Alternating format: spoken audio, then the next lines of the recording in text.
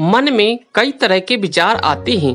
कभी कभी तो ना चाहते हुए भी मन में अश्लील विचार आ जाते हैं, लेकिन महात्मा बुद्ध की इस कहानी से आपके विचारों में बदलाव आएगा। मनुष्य का मन बहुत ही चंचल होता है और इसलिए मन में कई तरह के विचार उत्पन्न होते हैं। क्षण भर में ही व्यक्ति का मन कई चीजों को सोचने लगता है। इसलिए तो कहा जाता है कि मन को काबू करना आसान नहीं है, लेकिन गौतम बुद्ध मन को नियंत्रित करने के आयामों के बारे में भी बता चुके हैं। मन में विचारों का आना गलत नहीं है, लेकिन मुश्किल तब हो जाती है या विचार ऐसी परिस्थिति में गलत होते हैं जब मन में अश्लील विचार आते हैं। कभी कभी तो ना चाहने के बावजूद भी मन में अश्लील विचार आते हैं। अगर आपके मन में भी ऐसे विचार आते हैं तो गौतम बुद्ध की इस कहानी से आपके विचारों में जरूर बदलाव आएगा।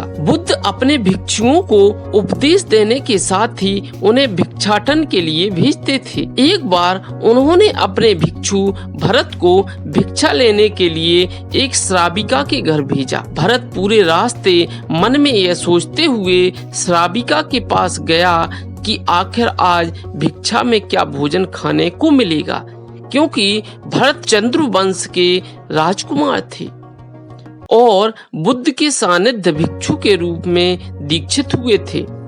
हमेशा भरत को महल में खाने के लिए स्वादिष्ट पकवान मिलते थे, लेकिन आज भिक्षा के रूप में उसे जो भी मिलेगा संतुष्ट होना पड़ेगा। श्राविका के घर पहुंचकर भरत ने भिक्षा मांगी। श्राविका ने भरत को बैठने के लिए कहा और भोजन लाने के लिए घर के भीतर चली गई। इधर भरत फिर से अपने प्रिय भोजन के बारे में सोचने लगा और जैसे ही श्राविका भोजन लेकर आई तो भरत अचंभित रह गए। भरत ने देखा कि श्राविका ने उनके लिए उनके पसंदीदा पकवान परोसे हैं और अपने प्रिय भोजन को देखकर वह खुश हो गए। भोजन ग्रहण करते हुए भी भरत सोच रहे थे कि महल में तो उन्हें भोजन के बाद विश्राम करने की आदत है, लेकिन आज उन्हें भोजन के बाद वापस तेज धूप में चलकर आश्रम जाना होगा।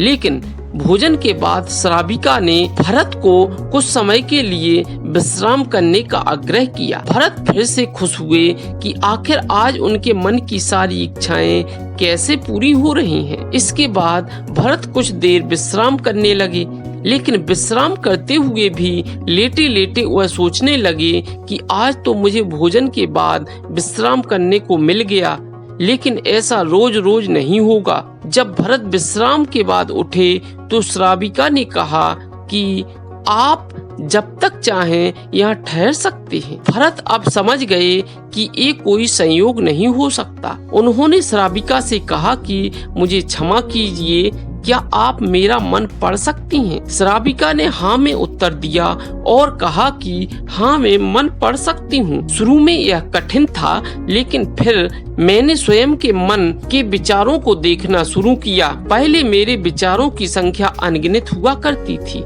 इसके बाद मैंने विचारों पर ध्यान केंद्रित किया, बिना पक्ष विपक्ष के अपने विचारों को देखने लगी। इस तरह से धीरे धीरे मेरे मन में विचारों की संख्या कम होती गई और सारे व्यर्थ विचार दूर हो गए।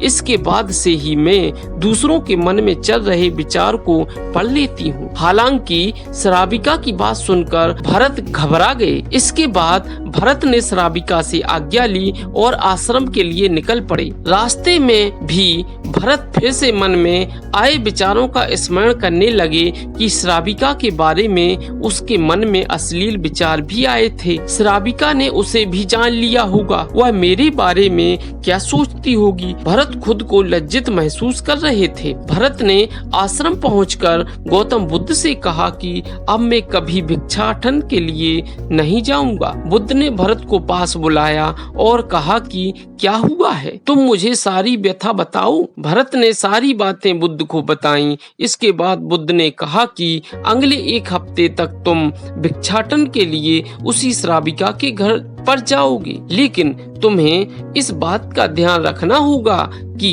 कल भिक्षाटन के लिए जाते हुए तुम अपने चित्त को पूरे होश में रखना। तुम्हारे भीतर क्या विचार उठे उन पर ध्यान केंद्रित करना, और यह भी ध्यान रखना कि तुम्हारे मन में कौन सी वासना उठ रही है। तुम कल इन सभी चीजों को ध्यान में रखकर जाना और इसके बाद मुझे वापस आकर बताना। अगले दिन भरत भिक्षाटन के लिए गए।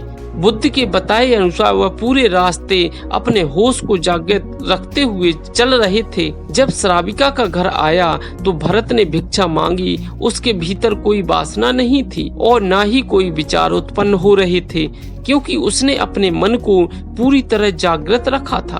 भरत ने भिक्षा ली और आश्रम चला गया।